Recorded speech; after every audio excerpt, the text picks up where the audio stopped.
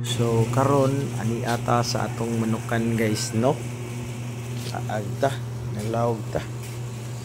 Ya, painom siya ng tubig. Atong gi-check. Abay pang sipon, labi na karon nga ting-uwan ug ting-init, no? Mo ni akong area. Gamay ra pero makalingaw masad. Kaning atong gibidyohan ron kaning kuan, Dirty Dome.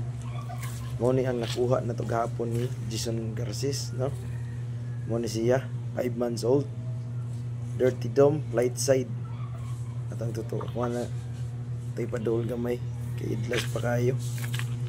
Kaning usa mo ni siya ang anak sa akong 3-time winner nga hini, no? Tara, sa Bisaya pa latom. Ay mga galing nga beer. So mo ni may pero makalingaw. Di mo sa taganag. Sobra ra pud kadako. Sa makaya ra pud sa atong budget, may atong giagad, no? Ato ta sa unahan. Oops, ari ta sa wala. Sa wala. Duol ta dire. Na ang anak sa atong Iskulin. Boston sweater, no? Nakapalit man ta og duha ka pulit nga Boston sweater.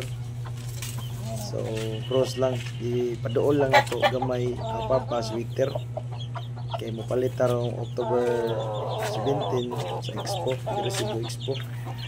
Mo ni ang kurong tong kuan sa piso ni. Kani anak sa Heni. Na mo ni ang hin asasod. Time winner ni nga hini, wala na lang nako gitari og balik.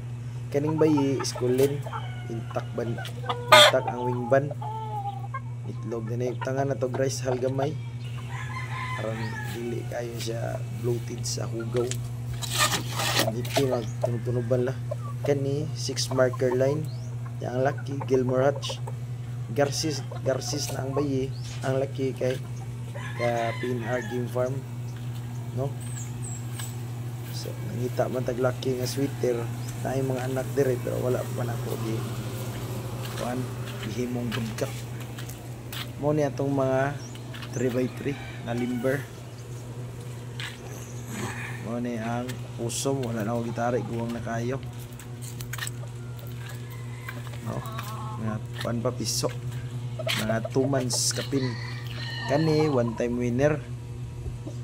Mo na atong kurong, wala na to lantawa, no? Kani 1-time winner gyapon, white kilso, throw F1 to. Kani mga F1 sa Boston sweater ni Iskulin. Atay mga binugha nga kahoy, no? Kani mo ni sweater ni siya pero kabaw sige para sa man ni nakalimot ko. Boston sweater o kabaw sa amahan. Kalimot. So arita sa unahan, no? Yang 1-time winner nga white kilso na nilhig tagikan na tugtugaok arita sa luyo na yung mga anak sa Boston sweater dire.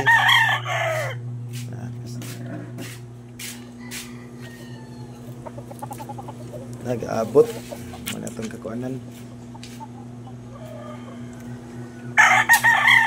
Anak lang sa Boston sweater muna itong napadagan.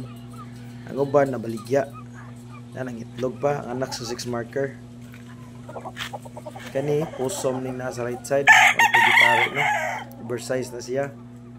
Ato lang gipuli-puli og broadcast usahay kay pumantay tarong nga sweater nga broadcast kanang original gid. Kani breeding naman ni nato. Pero ito na sa kanini abilo.